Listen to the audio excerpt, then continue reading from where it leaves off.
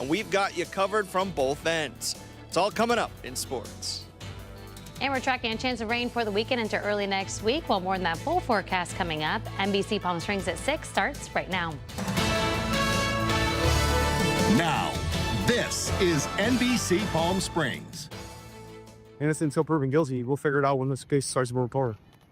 That's the message from Jake Haro's attorney today after both Jake and his wife Rebecca were arrested for their infant son's murder. Good evening. Thank you for joining us. I'm Olivia Sandusky. And I'm Mark Mester. The San Bernardino County Sheriff's Office says they believe Emmanuel Haro is dead.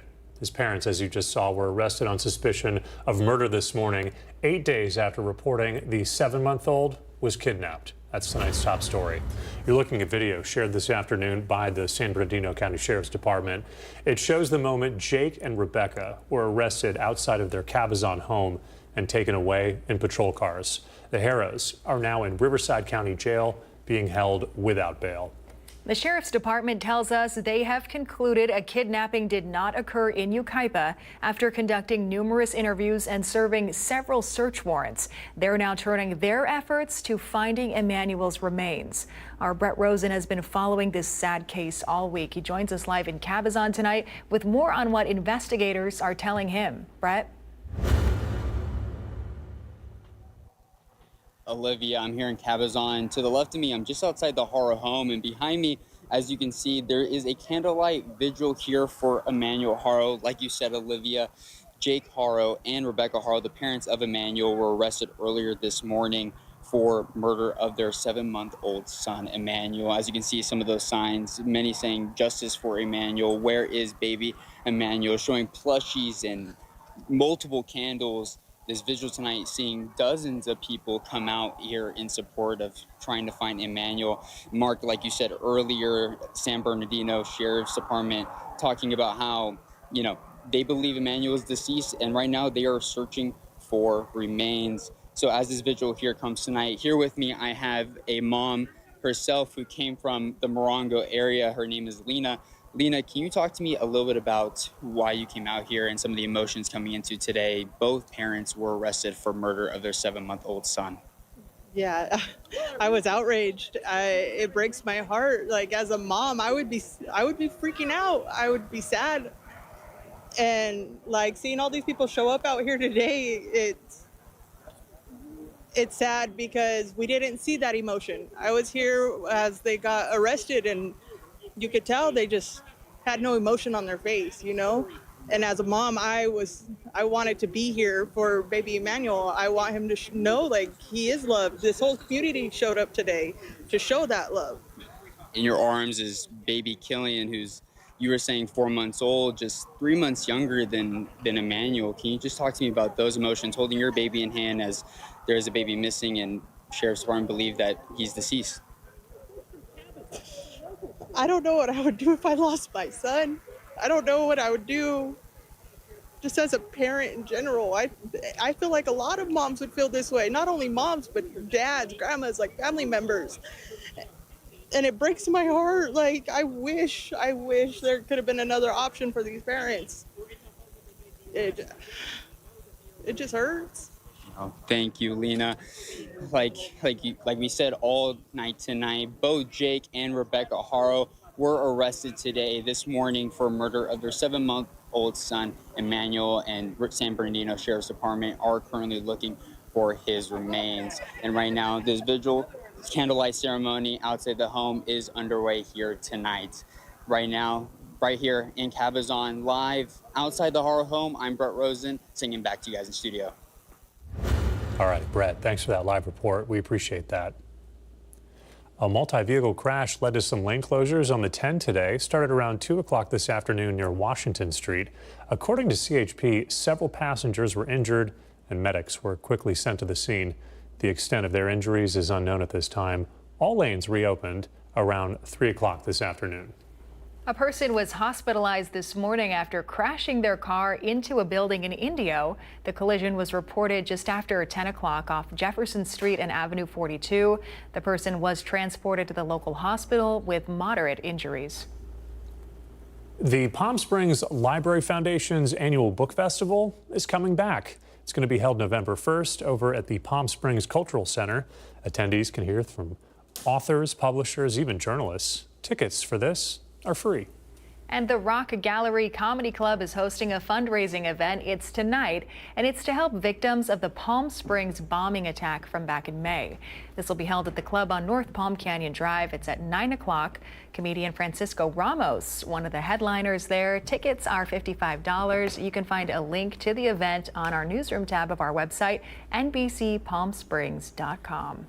Live look outside now from our Agua Caliente casino camera. Speaking of downtown Palm Springs area, look at the clouds there in our view. We'll check in later on in our newscast with Tim O'Brien and Caitlin Kelly, who are covering Friday Night Lights tonight. I know for all the families heading out there, it's going to be a sticky one on the sidelines. Yes, yes. If you have not headed out to your son's game yet, make sure you are getting some water with you. Because, yeah, watching their live shot, I felt a little bad for them. It is definitely a hot We got the better job We tonight. got the better, yeah. The AC is blasting in here. No complaints in studio, but they're doing a great job there giving that coverage of football. 114 right now in downtown Palm Springs at the airport. Those winds at this hour, not too bad. Wind's not a concern for us. So there's the silver lining. We have light winds for the weekend into next week. Not going to be a concern for us from the southeast direction. So while we have this ridge of high pressure center that has been building for the past week, will continue to stay stagnant over the southwest into middle of next week. So that's drawing up that moisture, giving us some humid conditions, chances of rain, as Olivia mentioned, a little bit of that cloud cover out there. So extreme heat warning. This is going to continue through tomorrow. So while that moisture will have those temperatures scale back a little bit, we are still well above average for our Saturday. So keep that in mind with your weekend plans. As far as future precipitation this evening, I'll show you two computer models. This is a short range model. This one's showing we could get a little bit of moisture here on the Coachella Valley floor as we head to 7 o'clock this evening. It'll taper off by 8 o'clock. Looks it'll clear the area. North American model not showing really any rain for us here on the desert floor by 7 o'clock, more so for the San Bernardino Mountains and isolated showers through our Saturday morning. So you can see it'll hit up into the high desert there Saturday morning, and like I said, kind of hit the San Bernadinos throughout Saturday morning into the afternoon. We'll talk about that more in that full forecast. Here's a look at your company 3-day forecast. So above average conditions, chance of rain through Wednesday next week. We'll break down more you can expect in that full forecast coming up. All right, Chloe, thank you for that. Palm Springs Unified School District is cracking down on hate speech as they continue their Stand Up to Hate initiative. Tiani Jadling joins us live in studio tonight. She spoke with students and staff who are leading this initiative and shares those details. Tiani? Mark, according to several published reports, around 13 million students experience bullying every year. But students at one local high school are trying to lower those numbers, proving that kindness can make a difference. This is how students at Cathedral City High School are pushing to stop hate speech. One student tells me signing this poster is a way to agree that hate isn't accepted there. We want students to feel welcomed and make sure that they're doing okay with not only with their grades, but also with their mental health and physical health. Every day this week, students and staff at CCHS created interactive activities to help spread the message. Monday, students traced their hands and wrote inspirational messages on a poster board. Tuesday, they wrote what they call positive post-its. Wednesday, they created social media videos, but it was Thursday's activity that stood out to both students and staff the most. We had students and staff wear mismatched socks and shoes to show that we believe in diversity and equity and that we wanted people to know that there's differences in all groups and all are accepted and welcome. The director of Title IX and Compliance for the district says several months ago, the district noticed an increase in rhetoric that was impacting their students. And since pushing this anti-hate campaign back in February, she tells me it's made a difference. Our kids are talking about it. They're addressing hate speech when they're hearing it. And just taking that moment to say, hey, we don't use that language here, changes the conversation completely. Antonio De La Paz, a junior who's helping lead the school-wide activities, tells me the push to end hate speech isn't over after this week. Now he says it's up to the students to do their jobs. Of course, there's going to be some kids that feel like they don't want to do it, but we really try to encourage them to really step out of their comfort zone and be able to do things such as these. We will continue to try to work to make school a better place for everyone. The push to stop negativity will continue through an equity conference on the 1st of November, where staff says they're bringing awareness to a number of different issues. Live in studio, I'm Tiani Jadling, NBC Palm Springs. Tiani, thank you. Coming up next tonight, we sit down with former Los Angeles Mayor Antonio Villaraigosa about his campaign for governor. We've got the details right after the break. Also, check your freezer. A frozen shrimp recall has now been extended, impacting shoppers right here in the state of California. And we have a look at your gold and silver prices on this Friday evening. Stay with us. Those headlines and more right after the break.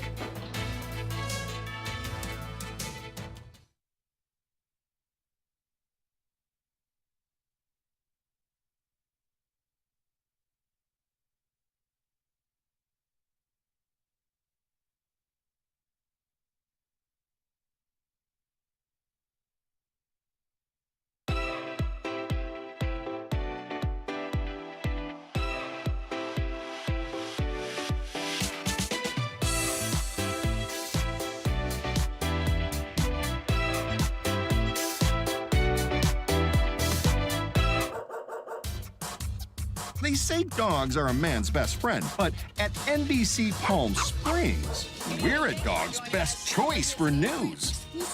Apologies to our competitors, but even your dogs know who leads the pack in news.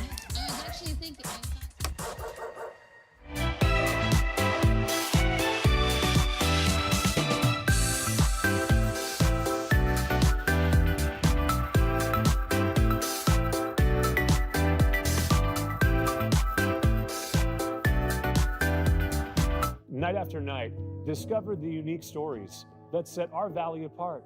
Together, we're going to find inspiration and foster connections that strengthen the fabric of our community.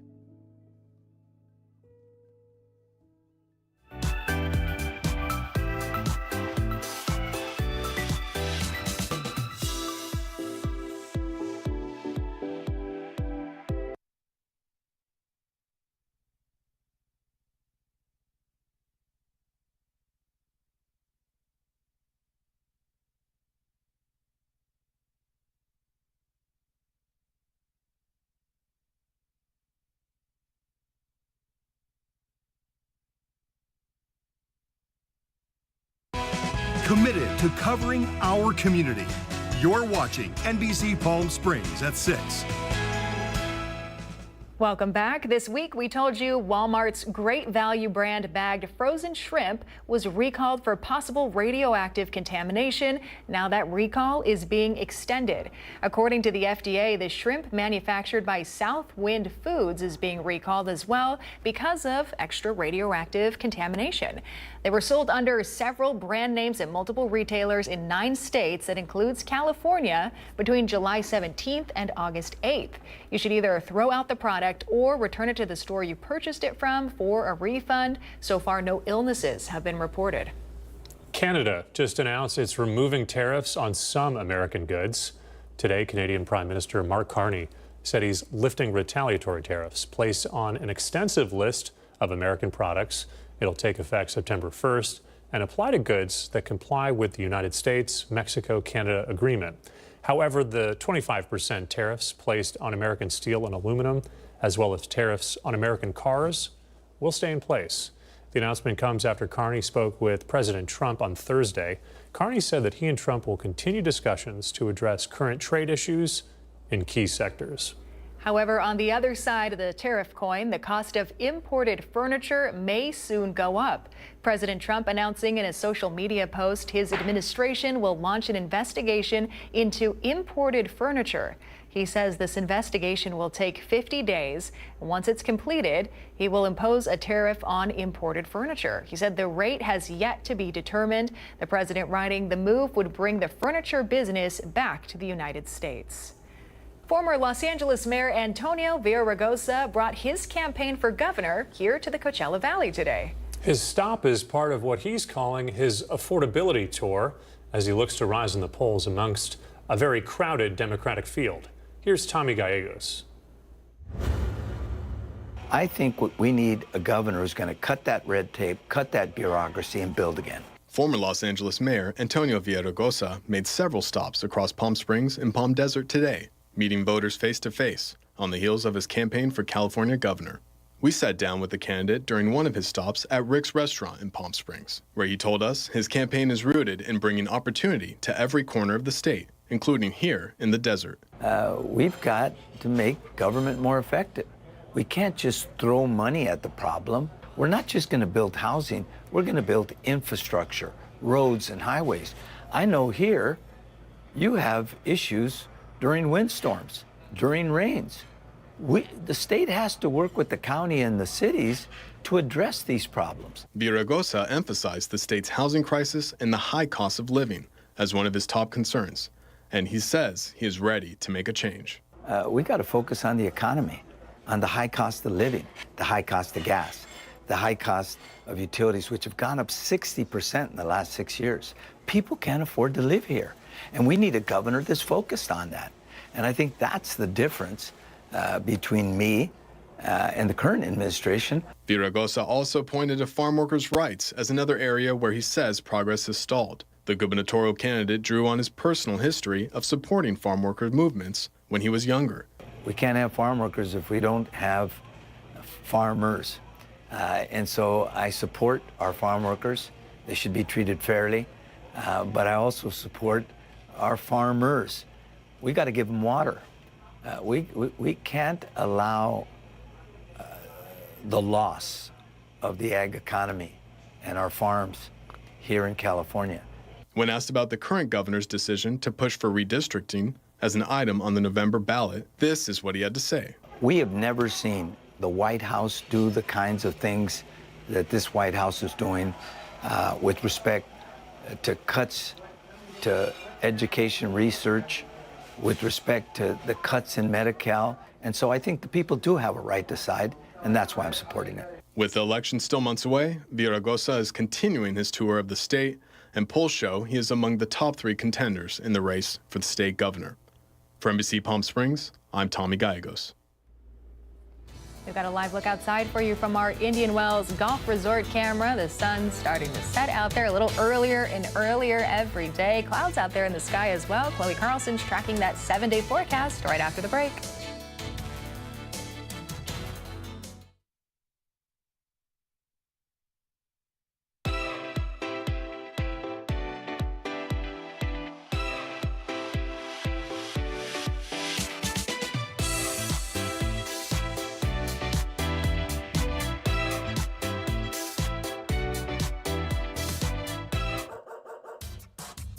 They say dogs are a man's best friend, but at NBC Palm Springs, we're a dog's best choice for news.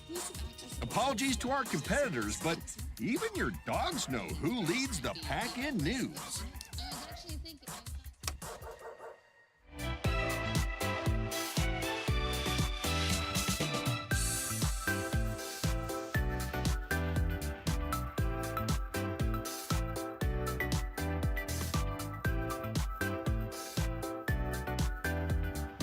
Night after night, discover the unique stories that set our valley apart. Together, we're going to find inspiration and foster connections that strengthen the fabric of our community.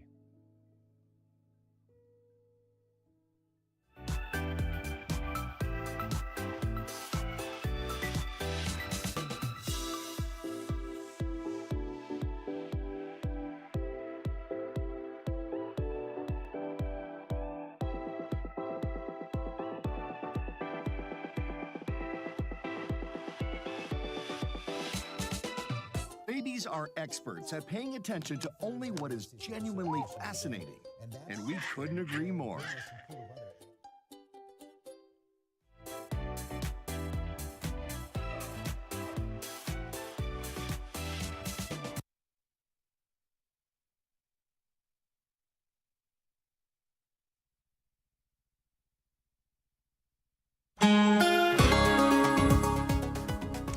Happy Friday, everyone. Welcome back and congratulations. You made it to the weekend. So exciting. Hopefully you have some fun plans. Hopefully you're staying cool out there. Here's a live look at the Walter Clark High 111 cam at this hour in Rancho Mirage. A different view for us. Such a nice little mix up out there. blue skies, but a little bit more of that cloud cover. And that'll be a trend that we can see continue into at least middle of next week, which is nice. Get a little bit of a break there. Just less humidity would be great.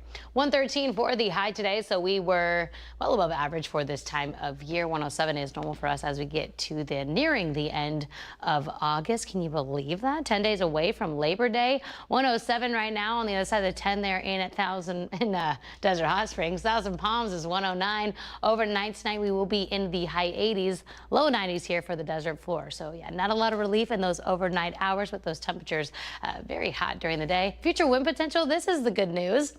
It's the heat's a little much for you. We have great winds, calm winds, breezy winds for us here throughout the weekend into early next week. So winds are not going to be a concern for us. This might be as we get into next week. Take a look at Tuesday. Relative humidity, 40%. 40%, 20% tomorrow. Today, I think we're around 15%. So just get ready for next Tuesday. We'll be not as hot temperature-wise, but 40% relative humidity. That is something that we don't experience often here on the desert floor. And all of this is due to, I mentioned this earlier, that ridge of high pressure center that is to our east. That's continuing to stay stagnant over the southwest, continue to drop that moisture from the southeast. We have winds from the southeast direction, normally from the west, right? We have that onshore flow or winds from the northeast, but these southeast winds drop moisture from the south. So that's why we'll see a little bit more of that cloud cover hanging around through middle of next week and those chances of rain. Scaling back a little bit for the weekend as far as rain chances, as I showed you earlier in those computer models, looking to stay over the San Bernardino Mountains mostly. We won't say we won't get here any in that desert floor, but not as much. We are tracking more Monday and Tuesday, a little more coverage here on the desert floor. So here's a good chunk for our 7-day forecast. We'll stay well above average for our weekend. Chance of rain starting on Saturday, carrying through Wednesday next week. We'll be cooling down to 101 by next Wednesday.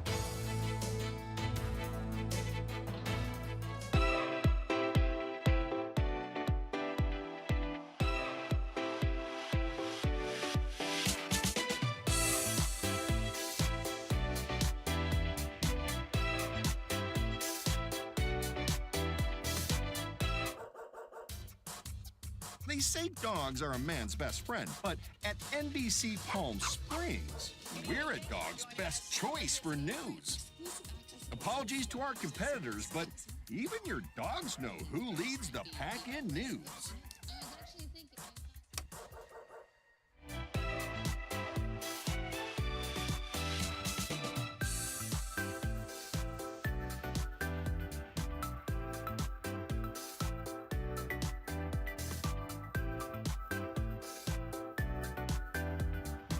Night after night, discover the unique stories that set our valley apart. Together, we're going to find inspiration and foster connections that strengthen the fabric of our community.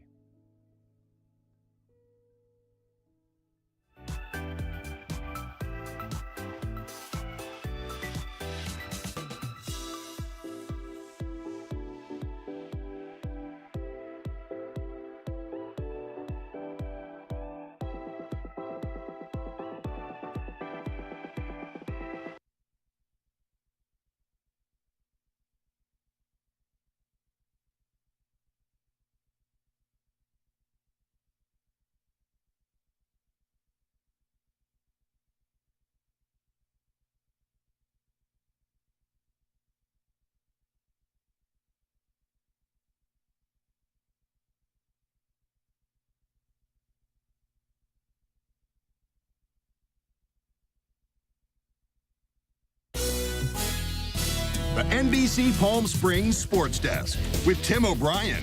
Brought to you by Agua Caliente Casinos.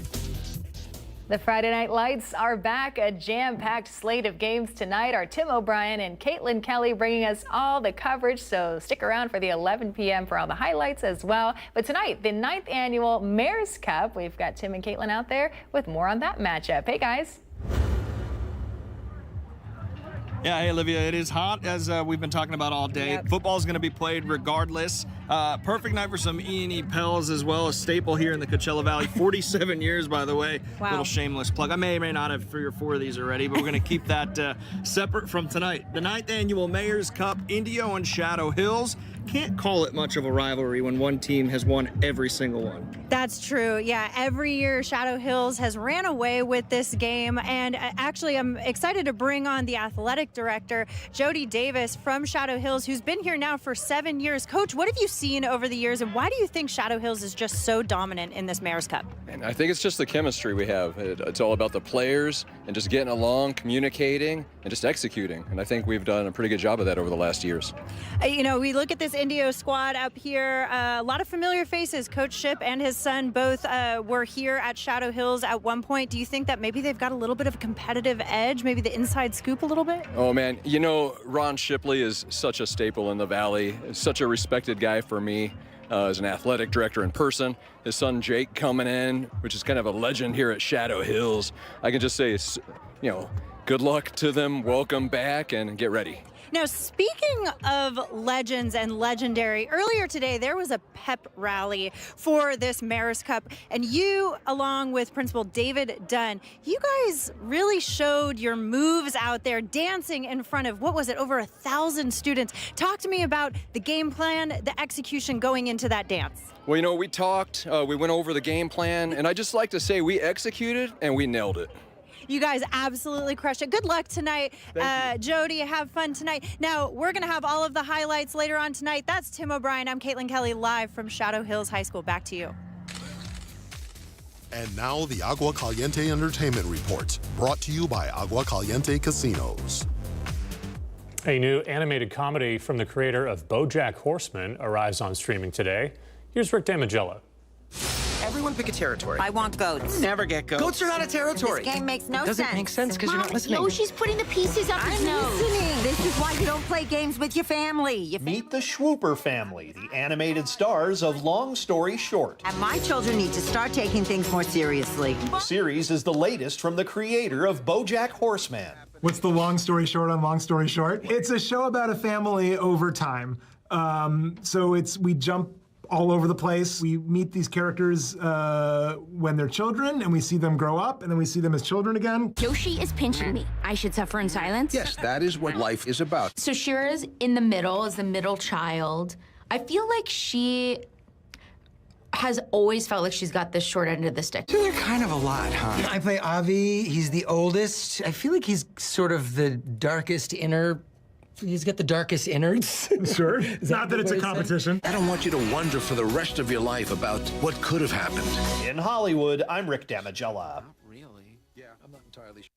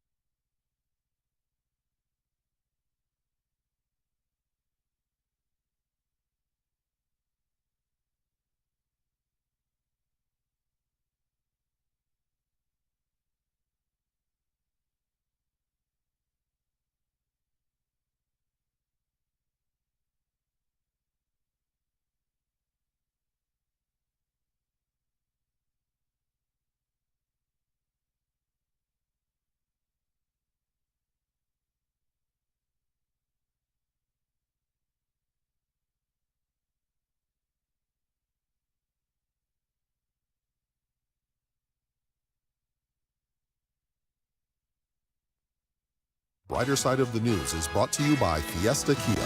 Discover the all-new Fiesta Kia located in the I-10 Auto Mall.